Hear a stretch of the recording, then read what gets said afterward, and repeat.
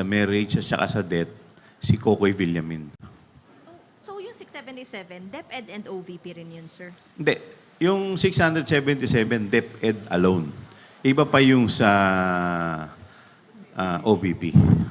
And then magkano, sir, itong napunta sa 405 na walang records with the PSA? Magkano yung total confidential? In terms of amount, Yes, sir. hindi ko na-compute eh. Hindi ako aware. Ang pina-check lang namin is yung names.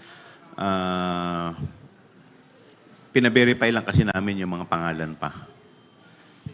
Pero gusto ko lang idagdag, yung amount in question really is 612.5 million. 612.5, both OBP and DepEd.